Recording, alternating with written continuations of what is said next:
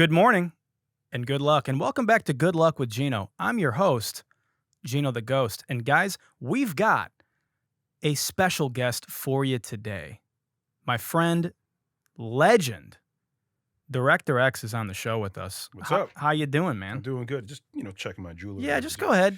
Just we got the silver. You're a big silver guy, huh? Yeah, sometimes it's two-tone. I do it by the outfit, and this Yeah. outfit, really the glasses would have thrown off the two-tone or Sure. the gold, because, you know what I'm saying? Yeah. So today's a silver. See, I'm a Dago, so Gold I'm just at all gold, times. and then I The got outfit must work with the gold, or it's not an outfit. Correct. I get you. Now we do have the Cameron tee on today, so Uh-huh. the diamonds work nice with Yeah. that. Yeah. Anyway, thanks for coming on, man. Yeah, man. Anytime you're in LA, it's good to get together. Yeah, man. It's a vibe. Do you want to kind of for those who don't know, tell a little bit about yourself, maybe brag about yourself. Whenever I have a guest on, I like to let them brag about themselves a little bit. I think it's important. Okay. So, I mean, I'm Canadian and humble, so or polite, I don't know, whatever fuck. But look. I am DirectorX. I was one time called Little X, and when I was Little X, I raised an entire generation. I raised you. I raised a lot of y'all, because I made music videos back in the days of MTV and BET. Back when you do making the video and access granted. So like my first big video that really bust was Redman, I'll Be That. Then Donald Jones, Where I Want to Be, Sean Paul, Give Me the Light, and Temperature, Usher, You Don't Have to Call, You Got It Bad, Jay-Z, Excuse Me Miss. I done videos for Drake. When I became DirectorX, I did, because, Little X, into your mid-30s being Little X just wasn't can't be working. little anymore. Maybe yeah. if you're a rapper, it still works, but as a director, there's a little more, yeah, you know what I'm saying? Yeah. That makes Right. sense. Right. So then I did a bunch of work with Drake and did some videos for Justin Bieber and Iggy Azalea. I did Fancy. Kind of blanking, Ariana Grande. I mean, I've been very fortunate in all the generations to really link with artists and, you know what I mean? Still be around. You're that guy is basically what people need to understand. They need to understand this. You've done every video worth giving a fuck about since we were youths. Yeah, there's like I said, there's been a community of directors that have been going, right? And a few of us are still going. It's an honor when you get a call from some young new artist like X. I want to blah blah blah. You know what I'm saying? So, yeah, that's me. And to boast though, a TV show, Robin Hood, coming out this fall. In Canada, we're sorting out. We're in America, but if you're in Canada, Robin Hood, Wednesdays, 10 o'clock after Survivor on Global TV and Stack TV for the streaming. For you streaming kids, for you kids with the new tech. That's incredible. Yeah. And so my question is, and maybe, I don't know, maybe you haven't, maybe it was lost in communication because I don't have an agent or a manager. Why wasn't I called to be in this show? Because you're not Canadian. So tax Right. credits. What you need to do is find a good Canadian girl, marry her, and then that passport will open doors and doors for you. So you're telling me because I'm not Canadian, I can't be on the show? Pretty much. What's the show? Can you give us like a synopsis? It's Robin Hood. It's a modern day Robin Hood. Oh, like steal from the rich, give to the poor. Robin Hood, but it's spelled with a Y because it's a girl. Oh, sick. It's a black girl. They live at the corner of Sherwood and Forest. Yeah. Right? Yeah. That's good. Yeah. That's good. That's fucking great. That's good. So they live at the corner of Sherwood and Forest, and they rob from the rich and give to the poor. But they're also a part of a rap group, right? Because the Merry Men made music. Do they need records? Yeah. Because I do that. That we can talk about. Yeah, it's that not we can tax talk credit shit. Yeah, well, kind of, because it's a bit of a thing. I got some Canadian friends I'll bring in. It's a thing. I could ghostwrite. That's how I got my name. It's a thing. But so they make rap music. That's a group called The Hood, because it's very hard to make Robin Hood. We worked really hard to modernize it, but Sure. They rob from the rich, give to the poor in New Nottingham. And John Prince wants to buy the towers and tear them down. They live in the Sherwood Towers at the corner of Sherwood and Forest. John Prince, because Prince, see what we're doing. I'm following you. He wants to buy it, tear it down, and rich people shit. And at the core of it, why do poor people have to move so rich people can have fucking 40 floors of shitty condominiums that no one actually moves into? No one moves as into. we saw in downtown LA. Right. Now. And then they're horrible, and no one, even if you do move in, it's hell on earth. And why? When there's a community of people living here, like we live here. That's fire. But you're poor, so fucking move. Yeah. You know what I'm saying? Dude, I love it. Yeah. That's exciting. Yeah. Well, I mean, if you shoot anything in California, I guess fucking We'll work it hit me out. up, Look, you maybe know, if we whatever. get the Let right me- American partner, then you know what I'm saying, things open up, and then we know can some do new people. conversations to have. Okay, well, that's really exciting. We're gonna talk more about videos later because I really want to like dive into where you see. We'll get into it. Yeah. First, on this show, I like to recap the week in technology, in music, yada yada yada. You know, not only are you a great director, but you're also fucking incredible and hilarious on social media, which is why after we met the first time, you know, and we met at a recording session for an artist whose name I won't say, but we met there. We kind of like had some good laughs. We hit it off. But I think our friendship continued on social media because there was some kind of like recognized game. Yeah. Oh, you're good at this shit too. Oh, you're funny. Oh, we have a lot of mutual, whatever. Threads. I want to talk about Threads. So The game changer. the Twitter killer. Yeah. So Meta, which is the name for that Facebook pivoted to, dropped their new horrible thing to do. Yeah, it's stupid. It's like HBO Max becoming Max. Yeah. Idiotic. Yeah, I covered that a couple episodes ago, making fun of that dumbass branding decision. So anyway, speaking of dumbass branding decisions, calling it Threads, they dropped Threads, which is the worst fucking name ever, and everybody donned it the Twitter killer, and it's essentially Facebook's version of Twitter. You know, so obviously because we're all slaves to social media. I don't know if you have. I got on because I was a sub-million user on there. I mean, because it's so you click it. Like it's not like let me go. You went, oh, okay. Yeah, and everyone, and that's the thing. It's like, of course, like everyone bragging, 60 million users. It's like not a big It's not feat. the same. It's not the same. Your Instagram. Yeah, you just migrated everybody over. Not even migrate. You just click and click. All right, there's a new thing. What is it? Oh, there it is. If it was any harder, no one would. Yeah. If it was like if I had to sign and then like for the fact Put that my email in. I just literally click my. Oh, so it's just. Do you know what I do think is gonna make it? I don't want to say Twitter's not going anywhere unless Elon literally kills it, but I do think the reason Threads has legs is because of that. Because you, like, what other social media app have you got on and instantly had, like, thousands of followers, right? And I think the not having the daunting nature of having to grow another following will make the app feel like I'm not screaming into the void. There's a few things going. Okay, so you're a producer, I'm a director. There's a bit of this that's nerdy, so let's get very nerdy. Let's get nerdy. There's a book called The 22 Immutable Laws of Marketing. Okay, so this is like jazz level advertising thinking, right? I did some work with Steve Stout's agency Translation over 10 years ago. And one day we're in the office and he points at me, goes, "You're not in advertising. You think you are because you're a director, but you're not, and you need to study." Okay. And so I'm doing a Verizon commercial with one big agency, one of those agencies in New York that has the entire building. I don't know if you've ever been in an ad agency. These aren't floors. They're buildings. Yeah. You know what I'm saying? Oh, yeah. So I'm in the building and I look down at outside is a book on one of the desks and it said The 22 Immutable Laws of Marketing. So I stole the book and Can I tell you my favorite quote? Can I tell you my favorite quote before you go on? It's a quote by Pacino. And I apply this to everything I do in my life.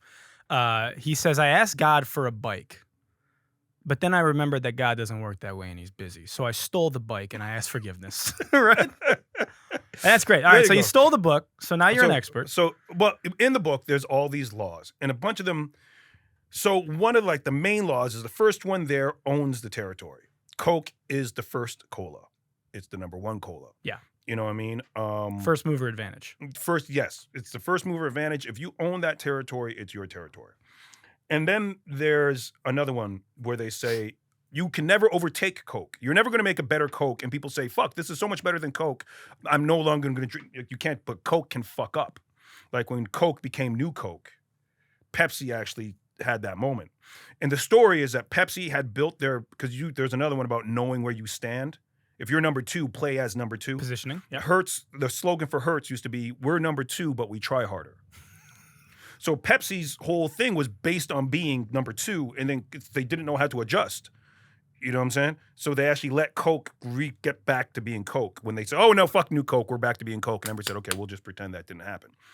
So the question is, was Twitter's move over to Elon and the media, the mainstream saying you're now a right-wing platform, enough of a fuck up or enough of a shift that people will go to Threads?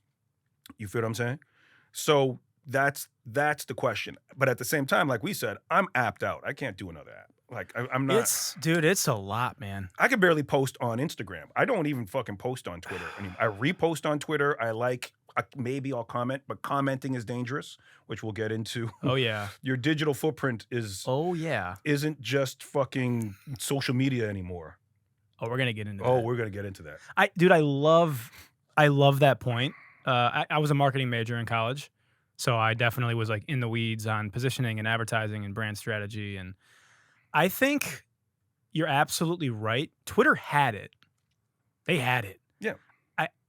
Elon buying the platform to be a proponent of like this free speech maximalism, which is like the position that the right is taking, which is interesting because when I was growing up, it was the other way around. When like Eminem was coming out and the FCC, it was the Republicans like trying to like, you can't say that, you can't do that on the media. And it's just funny how everything's cyclical. Well, and conservatives have become liberal and liberals become conservative. Well, they haven't. All that's happened, and this is what I noticed during the pandemic, neither one of them have principles. Correct. It's only who's in charge. So right now, the liberals have a little more weight. So guess what? You can't say what I don't want you to say. And the Republicans say, oh my God, what about free speech? How could you silence my opinion? Watch what happens when this switches. Well, guess what? You can't fucking say. We're not letting you say trans shit, gay shit, black shit. All that shit's going to go. And the liberals go, oh, how could you censor my free speech? I can't believe it. All the way through the pandemic, right? George Floyd protests, right? The right wing. Run them over. Run them over. They're in the street. Run them fucking over. Yeah. We're just protesting. Then the truckers in Canada. Then the liberals, run them over, fuck them, arrest them all. And the right, well, we're just protesting. How could you? Fuck both of them. Fuck both of them. I could go on for hours about how these guys switch positions. They have no principles. All they have is, it's my turn now, fuck you. And oh my God, you're not. And then their turn, fuck you, fuck them both.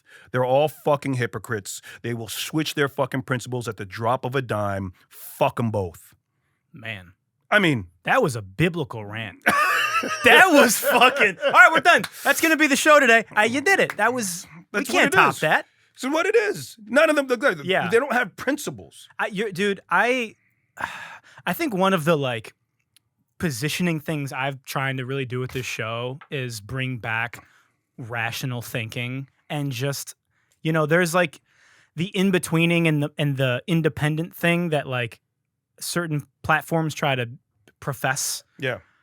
And it's really like, to me, you see on the extremes of both sides, you're right. None of them know what the fuck they actually even stand for.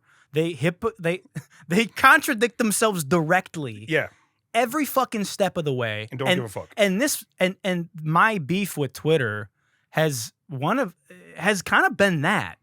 It's like, all right, you're this platform for free speech, and like by doing it, you know what I mean? It's just like so fucking the jerk yourself offy. The world, we're in a very dark time. It is the dystopian fucking thing. So yeah, it's fucking madness.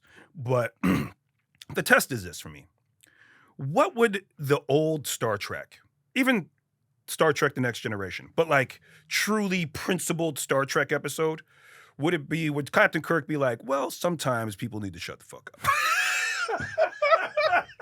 Oh, God, bro. Captain Picard like, well, yeah, it's not quite, you know what I'm saying? Like, we know from those old, it's just basically that. What would Captain Kirk or Captain Picard say? I think people absolutely need to shut the fuck up more. Yeah. I think the problem is the way that these machine learning algorithms are set up now, it encourages you to not only not shut the fuck up, but say the most outlandish extreme thing of what like.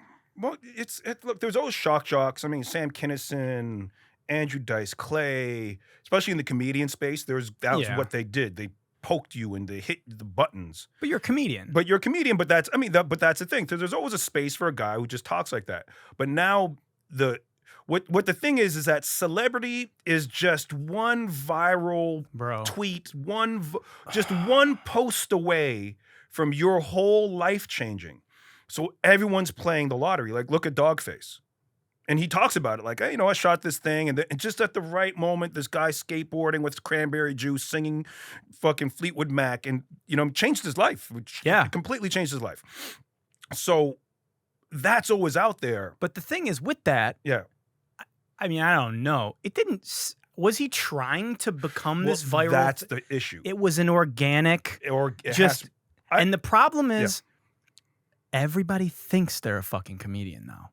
And everybody knowing that they're one viral moment away is chasing it. And it's a lot like songwriting today. Yes. Everybody's trying to write the fucking TikTok viral hit. All the songs sound like shit. They all sound like that. And that's the kind of content we're getting today. Make art.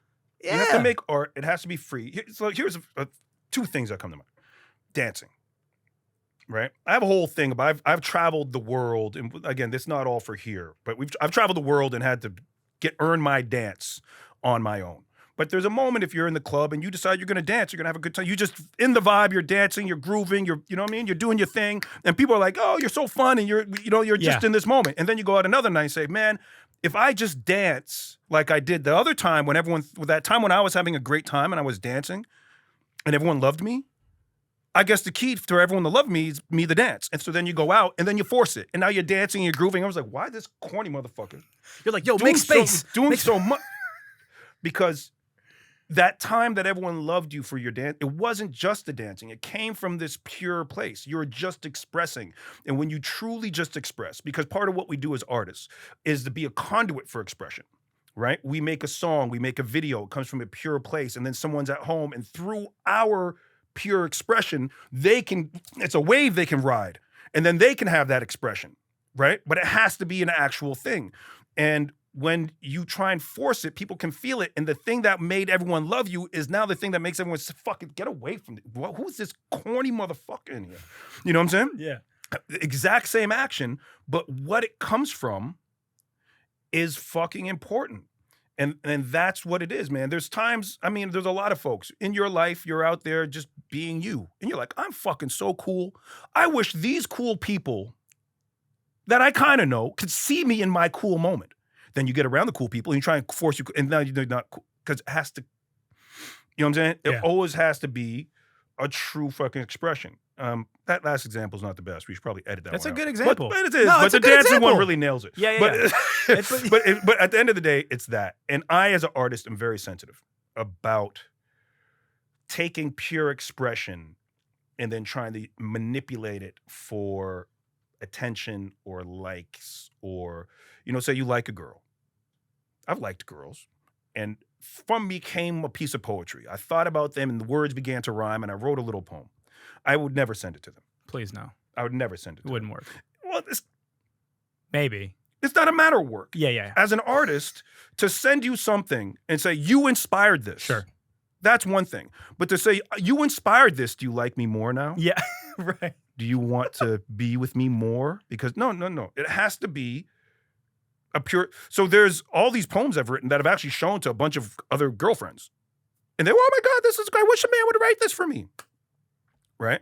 And the girl that inspired it have never seen these poems. Right? Because it just feels dirty. I mean, I take this very, very seriously. I feel this very real. To take your art and then use it to, you know what I'm saying? For selfish, that's what I do as a writer. That's what all great artists do, right? But we do it, we express it, and we let it be. It's not quite the same as I've made art, and then because there's a part of art where you should show people. So I'm not saying that you've committed a sin by showing people. No, art is meant to be seen. Yeah. The end goal of the process is to create and then share. But to share with But you know You know what I'm saying? You know what's tough about that though? Mm. Because I completely agree. And I think he may have just cracked the ethos of why everything is dog shit now. Mhm. It's because it's shared in a way that has to feel disingenuous because people don't know how to go viral organically. There's no way to do it.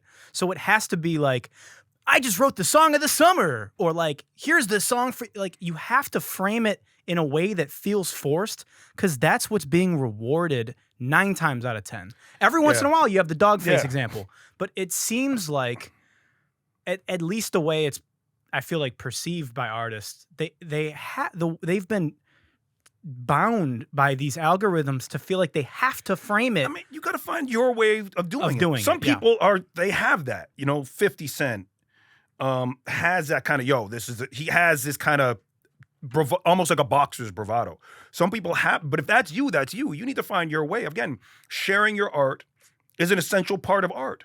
It drives me crazy to see talented kids like, oh, here's my art page. Kid, put this on your page. Yeah. Well, no one, who cares if they don't interact with it? Share your art. It's again, to me, it's principles. It goes back to the same principles.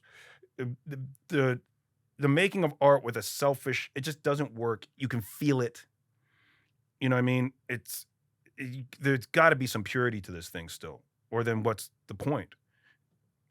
Yeah. And it doesn't land at the end of the day. You trying to force this shit. Like, you see these guys in these cars now, and they're trying to do their best Andrew Tate. Oh, for fuck's sake. Like, I saw a guy where he's like, yo, if you're over 16 and you watch anime, you're a loser. And blah, blah, blah, blah, blah. And like, bro. You got it, bro. Like, these people are just fucking dorks. And you know what's funny is it's like, hey, man, you're 40. Why are you making fun of, you know what I'm saying? Yeah. Like, you don't get to decide what the kids are doing. You know what I mean? Well, it was a kid. Like, he was whatever. probably in his 20s. I'm but just the saying, same thing. It's, bro. I see all these guys, and even more so when kids do that shit, other side, you don't even know what adulthood's like. You don't have you can't speak on any of this shit. Yeah. You don't know. I'm just in that place now. I don't, do you? Who cares? Who has time? Who has time and energy in their life to be like, yo, if you do this and you do, bro? Well, they're trying to sell a course. Or whatever the fuck. They're just trying to get famous. Bro, I mean, I get it. Attention, we thrive on attention. Yeah. You know what I mean? Talking to your plants. This is how life works. This is how life itself works. Attention. I mean, sexual energy is the energy of the universe, and part of sexual energy is attention, right? So, I mean, I know it's a deep one, but it's sexual. Yeah. I mean, y'all can catch up. Google Wilhelm Reich. We don't even have to get into the esoteric. That'll take up the whole podcast getting into that. But at the end of the day, there's something there. We wouldn't do it if there wasn't something there. But again, I think it just comes down to the purity and the honesty of it that makes it work, as opposed to forced. You know what I'm saying? I have a good segue on purity and honesty. I asked you when we were DMing, and I was like, yo, what do you want to talk about on the show? And you said this, and you sent the fucking video from a TikTok where it's like, did you know this R. Kelly and Jay-Z song was actually shot on Epstein Island? And what did you say to me? I mean, I directed the video. And where was it shot? In fucking Fort Lauderdale, Miami. It was crazy. They just lie. And what's crazy about this, you guys know that I fucking hate conspiracy theories. And so when you sent me that DM, I was so excited to make fun of this and laugh about this. Because people don't realize this is 99.9% of the shit that you see that's a conspiracy theory, and they don't want you to know with the fucking TikTok sound in the background. And it's this R. Kelly Jay-Z song was actually shot on Epstein's Island. No, dickhead, you're lying. And if you look in the comments, my God, it was... I knew Jay-Z's always been into the There's a whole making the video. We shot him making the video. Dude. Like, it's documented. Do 8 seconds of research. But the problem is people won't do 8 seconds of research. No. And I think a lot of it, especially in this instance, people are dying to have that gotcha moment for the Illuminati in the music industry. And Jay's always been a target. And I know that because when I was young, when I was a kid, I remember getting on YouTube and seeing a video talking about Jay-Z being in the Illuminati with the On to the Next One video, which I don't know if you directed. Who knows? You did every other video. So maybe. I didn't direct it, but yeah, but whatever. You know the video. Of course. And it's all these like, this is a satanic symbolism for and it's just like, guys. Okay, so let's break this down. So the Illuminati that run the world, right? Coups in South America ravaged by government coups, right-wing pops, so giving by, you know what I'm saying, for those who are catching up. Let's say you in your small country somewhere in South America, rich with natural resources, have had an election, and you've elected the man who said, these natural resources should be used from the people, and the sale of these natural resources, we will take a proceed of it and give back to the people and our country. Well, coincidentally, there seems to be a band of rebels in the jungle who don't like that, who want to take over the government and don't want to give anything to the people. In fact, they're really into the idea of Western corporations being in control of those natural resources and doing whatever the fuck they want to do with it. South America, Africa, the Middle East, Asia, this strange coincidences of liberal, or should we say populist leaders being killed because these, what do you want to say? A right-wing or, you know what I'm saying, extremist forces they're very concerned with the use of natural resources and they shouldn't go to the people. Well, it shouldn't be a surprise to anybody that these things are orchestrated by large government and corporate interests. So while they're doing that, overthrowing governments, cultivating leaders over decades, setting up just the right thing. You know what I'm saying? All the work that it takes lobbying, to overthrow a government, starting wars, literally wars and missiles. And, you know, how much does it cost for a Patriot missile? It used to be $1 million, probably $2-3 million per missile. You know what I'm saying? Machine gun, all the money, oil and natural resources. These guys are literally puppet masters of the world. Hey, Gino, I really need... Gino, Gino, can you sprinkle in some satanic symbolism in this? So Gino, like, okay, so we got it's popping this month. We got a coup going down in Bolivia. We're going to massacre the indigenous population. Brazil, wait till you see what we got going in Brazil, bro. It's going to be dope. So, hey, we're talking to BlackRock and George Soros and Epstein's Island. We got a bunch of kids going down there this month. So we were thinking, DirectorX, can you put some make sure they throw up the rock in the video and maybe have some triangles in there? We need a really great record. X is on. He's already going to do the video. But if you could hit me with like a verse with subliminal messaging, because like you know what I'm saying? It would just put the cherry on top of our coup to overthrow. Like, bro, like, so this is how you think the world works? You know what's most frustrating about these conspiracy theories? It's like you guys are almost there. Yes, there are really rich people that control things, obviously. Corporations and lobbyists and big pharma and but to think that it's being run through Doja Cat doing her birthday party where she's like got her titties out, it's like it's not a embarrassing, what do they call it, a humiliation ritual. She's just having fun, bro. You ever saw I remember the one these kids showed me, like, yo, Kid Cudi, day and night. So who in the Illuminati got their ear to the streets to know? It's not just like, oh wow, you had a hit. Come over here, kid. Come here. I want to talk to you. No. They're on SoundCloud. They're ahead of the trend. Yo, kid, we really believe in you. We think this record's going to do a lot of things. We have some notes. Dude, the Illuminati, the hottest A&Rs in the game, bro. In the Illuminati. Got ideas about videos. Like, I guess it's the department that they have. Like, bro, because are y'all hiring? Is the Illuminati hiring? No, we need to. I'll tell you what I feel this is. It's cosplaying activism. Ooh. Okay, hey Illuminati conspiracy theorists. Hey everybody who thinks the Illuminati is giving me art direction notes.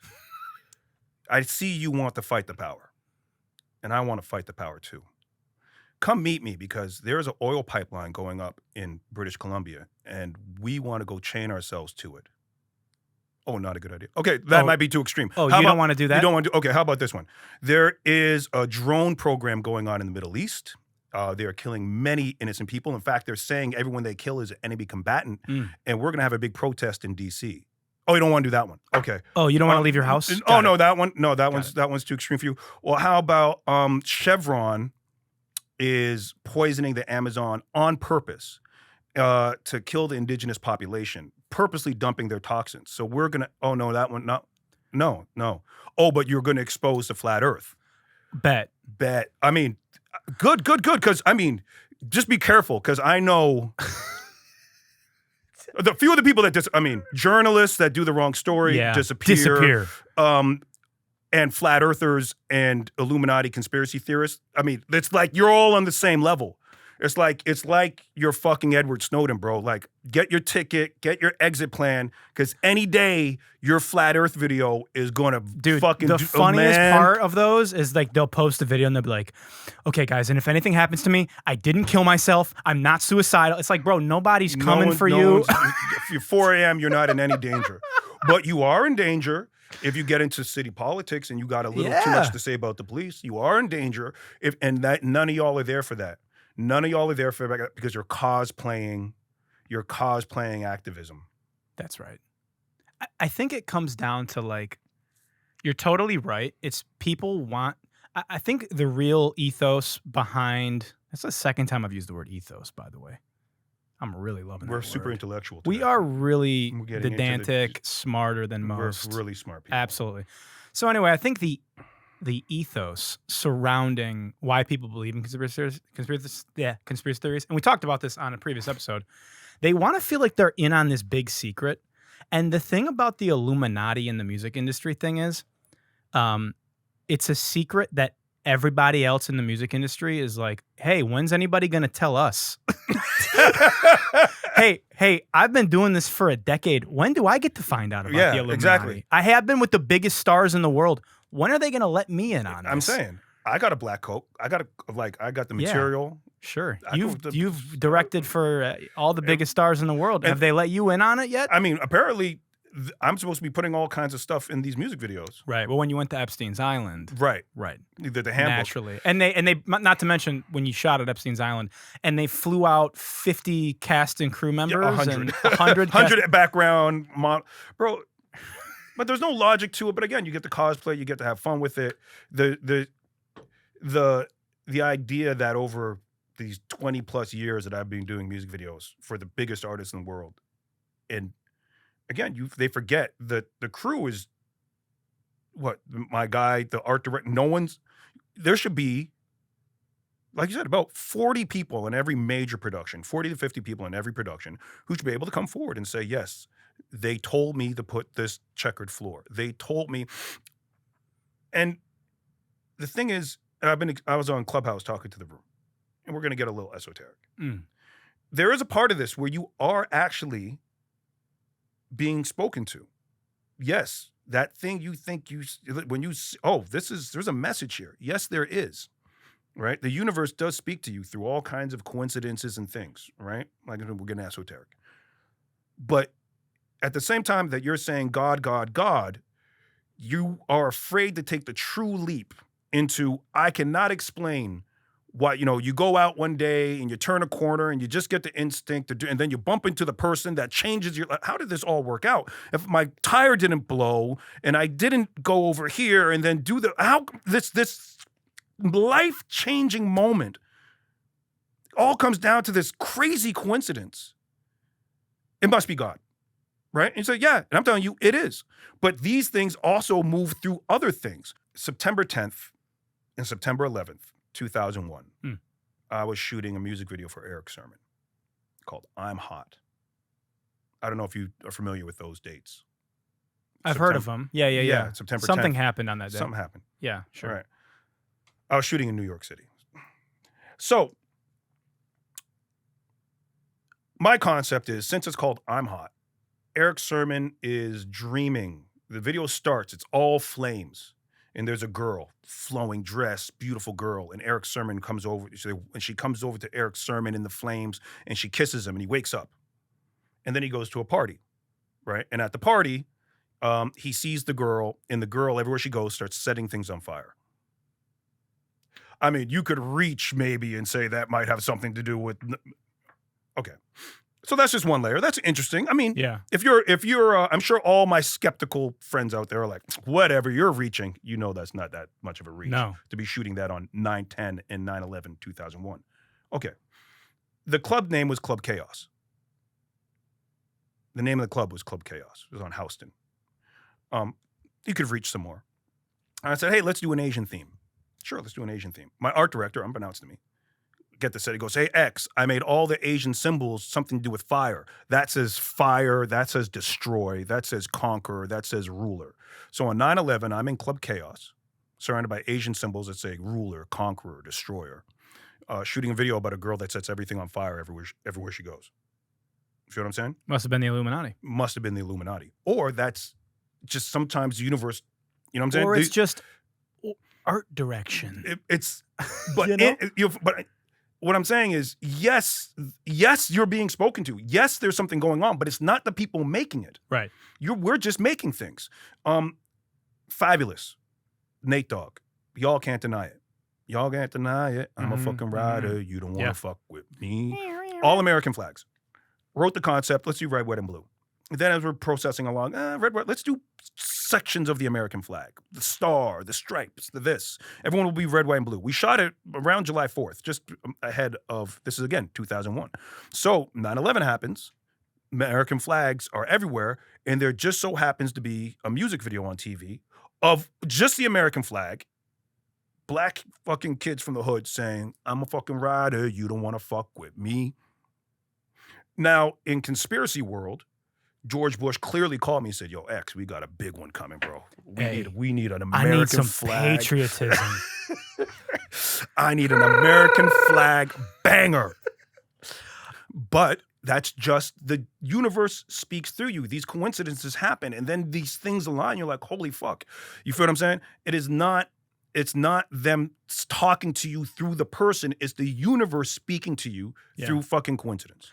And I think that plays a huge part in it. But I do think a lot of it too can be written off as simply as it is art direction. And a lot of people, something that Christians can't wrap their head around. And I'm a Christian, grew up a Christian.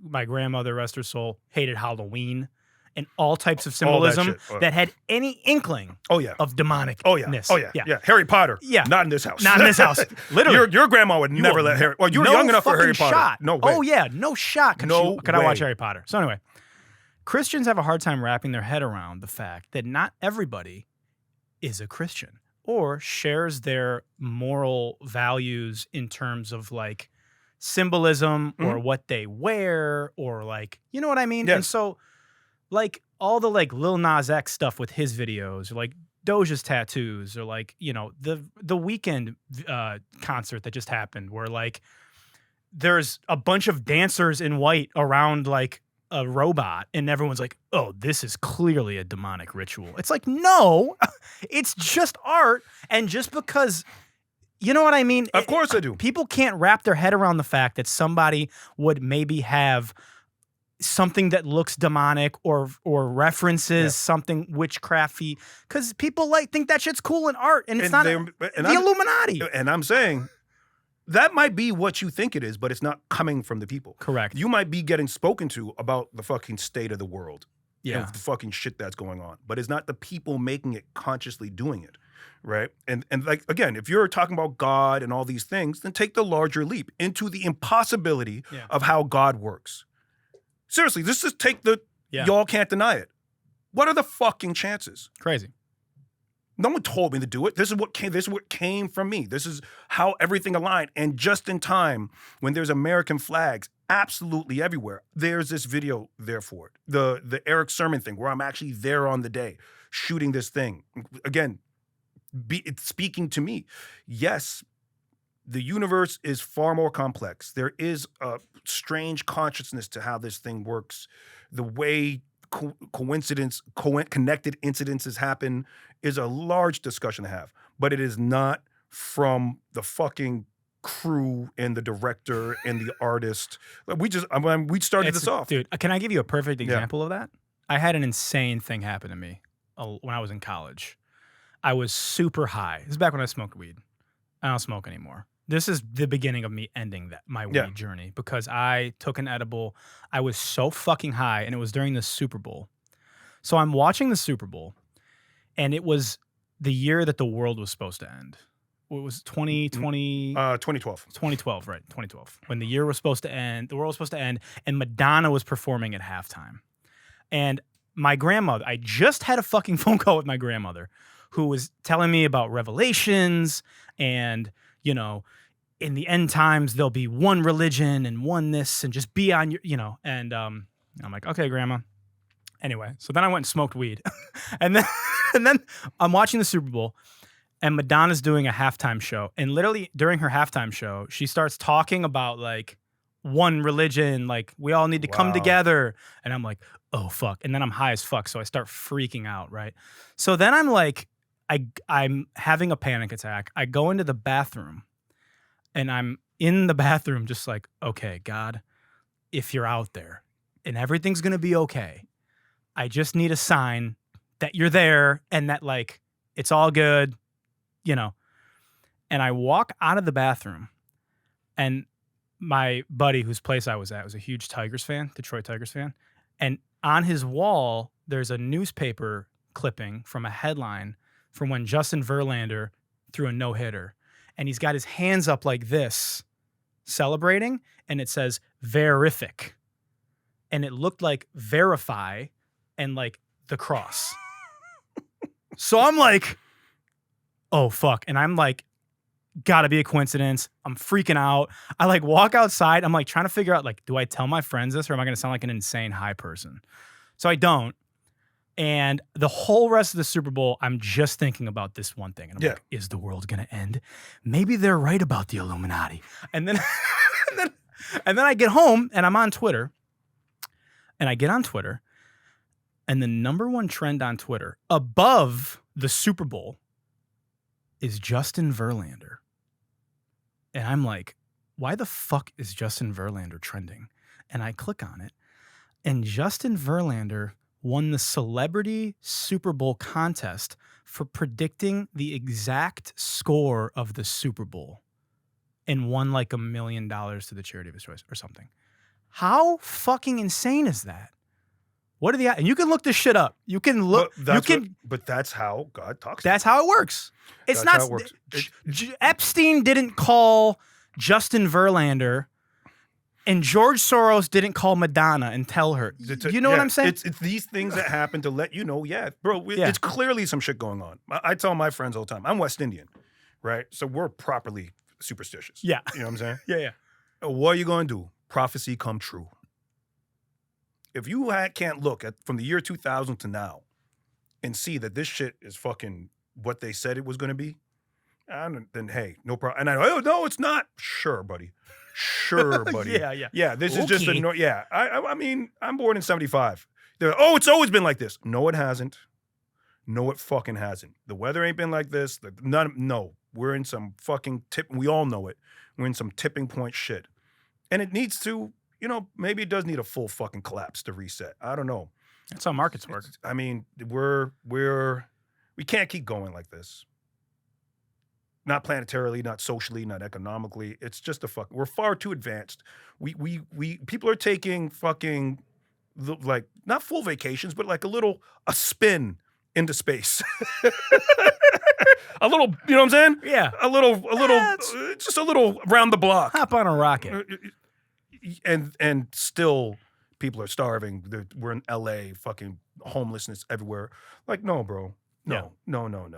This got to get sorted out. This can't continue. Well, speaking of the state of the world, I do want to talk about, I want to quickly touch on the state of videos today, the state of music videos today, because just selfishly, also, I want to pick your brain on like where you see music videos at today compared to like the golden era, which is when, you know, we were all watching MTV and VH1 and TRL. And for Gen Z that's watching now, y'all don't know shit about that.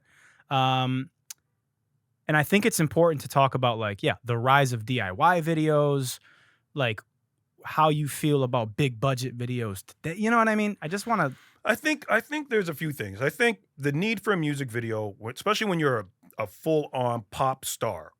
I'm going to travel around the world. I'm going to fill a stadium or an arena or even a nightclub, you know, a theater. Varying levels of thousands of people are going to come to sing my song back to me. Yeah. You know, that's it. That means there's enough people that you should take the time and the effort to make the best visual representation of your song for, if anything, for your fans, right? And if done purely and done right, maybe people outside of your fandom will see this piece of art and say, I like this song. I like this person. I'm more interested. You know what I'm saying? But a nice, pure piece of art to go along. Yes, you need that to go with your single. You said, this song is the one I want you to hear. This is the song I want you to play on the radio. It's the one I'm on the we want this song. Yes, there should be a video for it. If you're a grassroots artist, I don't think so. If you can't get, let's say, even a couple hundred people at any level, whether it's your city or many cities, then no, I don't think you need that music video. What I think you need is embracing the DIY, embracing social media. You need clips. Shoot a verse and a chorus of your song. Cut that together, put that on social media, let people see it and drive. Like, I'm having these conversations now with signed artists. Like, let's do this big video. Let's do this video. Again, you've chosen this song. This is the one. Let's make something great, beautiful, sexy. Then let's shoot a bunch of little ones. Let's get a verse and a chorus of a bunch of songs and put those on social media. And that's where the people are. Little commercials, essentially, which music videos used to just be long form commercials. Right. Well, let's just shoot little commercials for your thing and we can focus on it. Because shooting a full video, if I'm doing a verse and a chorus, I can do it in a bedroom. I enough angles, enough shots. I can put you against the wall. We're going to do a master performance. The girl on the bed, shot slow motion. You and the girl, and then we're going to do. I don't need nothing. That's enough to make something that people will engage in. Especially if the record is great, you're on your way. Light it, boom, boom, boom.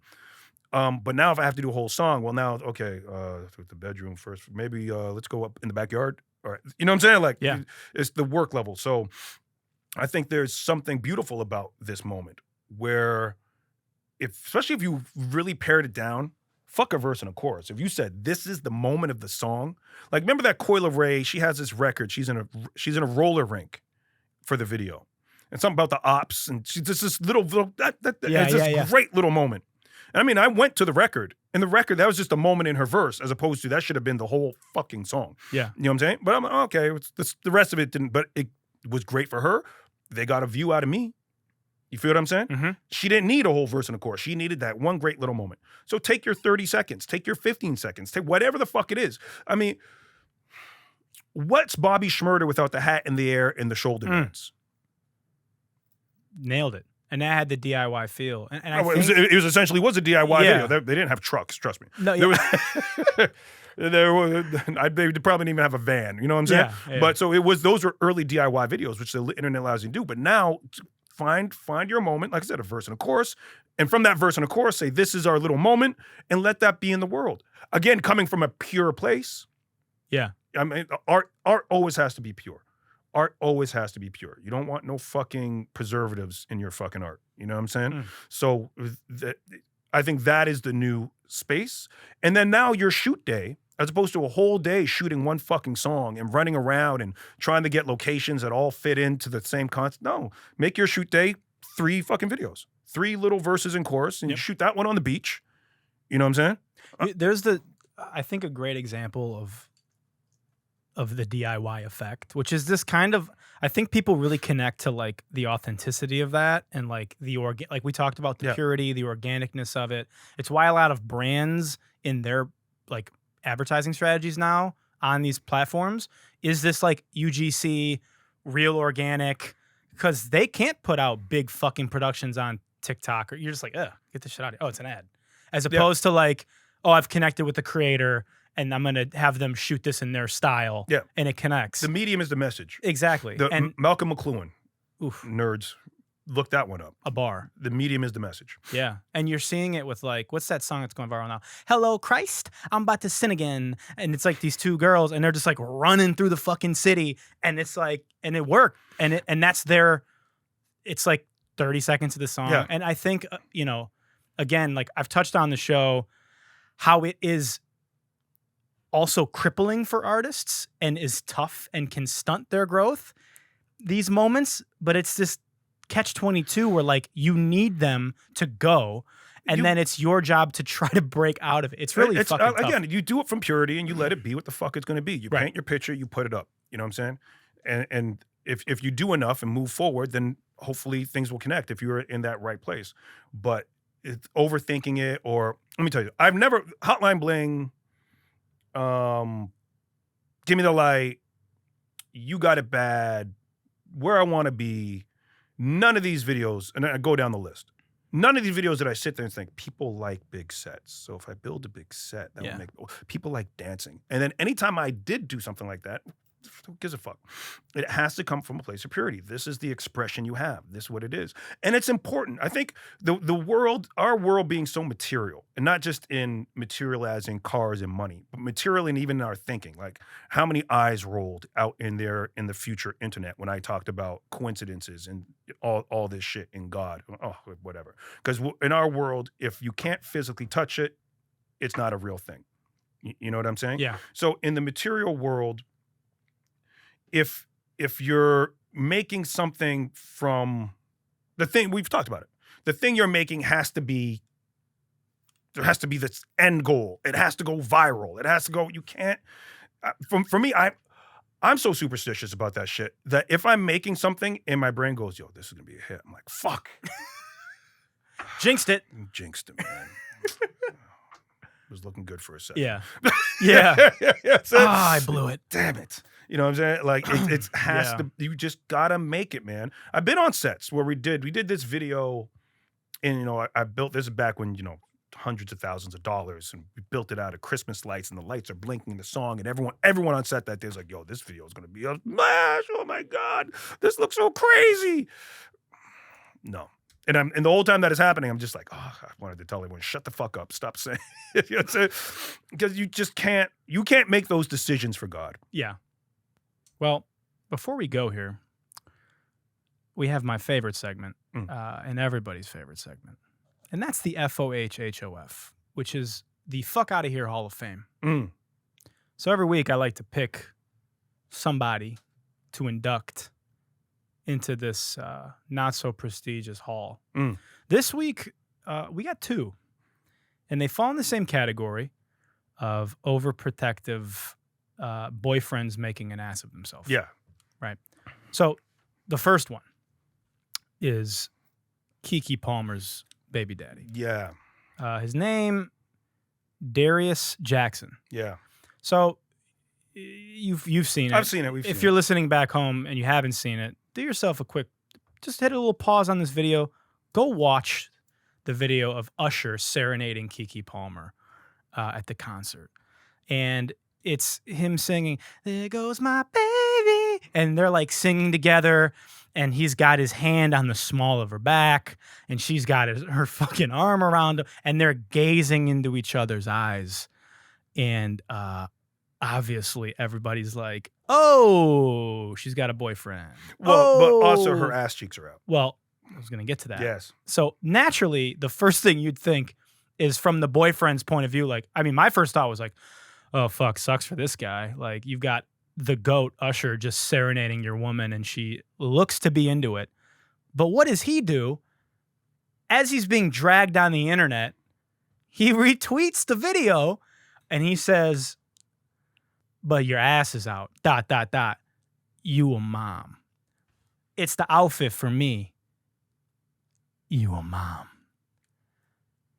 So now, what do you think the internet did? Well, they doubled down on clowning his dumb ass. Because, bro, That's what you had to say about the video? Don't say nothing. Don't say nothing. And if you do, I mean, go to the second one because then I'll Yeah. Okay. Because they line up. Yeah, they line up great. Okay, so this just happened, and I'm a huge Jonah Hill fan, but Jonah, my brother, I gotta induct you into the FOHHOF because this shit, I gotta pull up the fucking photos. His girlfriend, who was a professional surfer, just leaked a bunch of texts from him about how he's a manipulative, misogynistic ex-boyfriend. And yeah, let me read these texts because they do not look great. So basically, she's got photos of herself, obviously in a bathing suit. She's a she's surfer. a surfer. And he goes, it's a text from Jonah. Plain and simple. If you need surfing with men, boundaryless, inappropriate friendships with men, to model, to post pictures of yourself in a bathing suit, to post sexual pictures, friendships with women who are in unstable places, and from your wild recent past beyond getting a lunch or coffee or something respectful, I am not the right partner for you. If these things bring you to a place of happiness, I support it and there will be no hard feelings. These are my boundaries for romantic partnership, my boundaries with you based on the ways these actions have hurt our trust. So he basically wants her to go surfing in Amish attire. He wants her to rock overalls. I get the thing is the main thing is, look, bro, here's the main takeaway for men. Yeah. Do not text things you should say. End of story. And if you really want to get deep about it in the way that people are fucking shady, don't even say these things over the phone. Say it in person. Your power as a man is your silence. Ooh, Your ability. That's a bar. Yes. Your ability to walk away. It's heat, 30 seconds or less, and walk away. And let the mystery of why you walked away be the thing. The mystery of why you're not responding be the thing. Something wrong? We'll talk when I see you. We'll talk. I want to see you. You can feel the power just as I say it. And then you get to have a conversation, and then there you go. But to text it. Yeah. And you're to saying, tweet it, regardless of what was said, you're not even giving your position on what he said. It's just like, you need to maybe have that conversation. But here's my thing. Yeah. I personally don't feel, I mean, when you're with somebody, you trust them not to, but I've never said something that I, for the most part, wouldn't feel comfortable with it being shared. I'm not in a position where, like, you know, I'm with my relationship with my girlfriend, you know, I've never texted her something that if she leaked it, I'd be like, oh, fuck, my career's over. And a lot of people are siding with him on this and saying, like, well, he's just stating his boundaries. I think the issue is, like, first of all, anytime you tell a woman what to wear, good luck. That's not going to go over great. I think it's not black and white.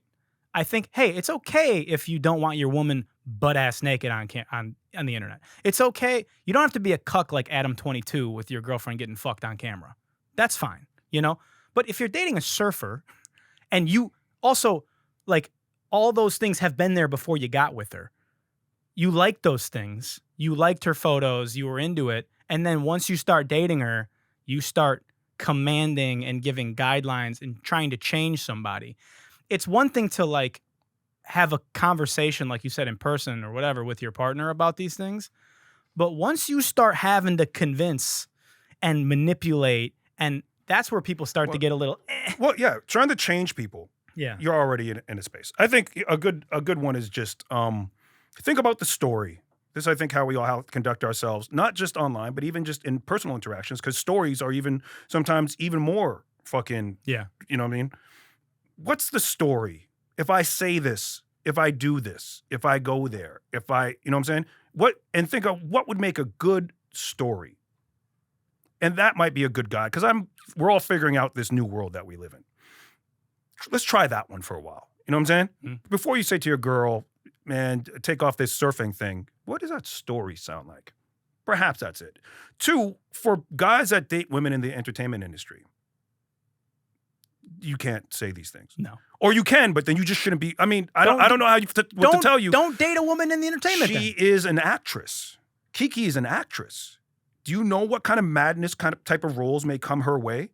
And no, bro. And she's now on as a performer on stage with another performer. Let's just stop. Save that conversation. I understand guys that have issues with. Listen, not everyone's elevated. I don't think Adam 22 is a cuck. I think he's a porn star. He's a porn star. This is what they all do. Yeah. And guess what, bro? Let me make a deal with a couple of the fellas out there. Your girl will bring you an endless stream of women to have sex with you and your girl. The trade-off is once in a blue moon. In fact, this is the first time? It's the first time. Do you know how many fucking threesomes this man has filmed with that girl? Oh, I mean, a cajillion. A cajillion. Yeah. I think he wasn't a great example. He's a porn star. He's a porn star. They do that. They did that. Not one time, like she saved up all the stuff. If we really put out the contracts and we're having a negotiation, listen, fellas, think about this. Get the business trade-off. Think about this for a second. Yeah. So, you know what I mean? It's just people's business is their business. Let them do it, but don't have personal conversations on text. Be careful about having personal conversations over the fucking phone. And don't have them on Twitter. Oh, Jesus, good Lord. Don't put yourself in that position. We do have to wrap it up here, but all right. I mean, what an absolute pleasure. Yeah, this is great. This is great. Yeah, this is Next fun. time you're here, we're going to do it again. I love that. Against your will, whether you like it or not. You're just going to have to be a freaking tied guest. to the chair. Yeah, you're just... yeah, I mean, thanks again. I want to talk about the alien thing. I'd like to have him on. Let's have that. Let's have that. Guys, I want to thank you for tuning in. If you're listening on Spotify, Apple Music, or Apple Podcasts, or on YouTube, go ahead and smash that subscribe button, hit like, leave a comment, leave 5 stars. Those are things that obviously help me as I continue my trajectory to being the #1 podcast in the world and taking over the world. DirectorX, I want to thank you for coming on. Yeah, man. Thanks for having me. Go ahead, follow him and all his fucking socials and all that. And we'll see you next week on Good Luck with Gino. Good night and good luck. Good night and good luck. You smile and say goodbye to me, but I don't give a fuck. You hop in the Uber off to your future. Good night and good luck. You try to play your cards with me, but I'm calling your bluff. 'Cause it wasn't enough. Night and good luck.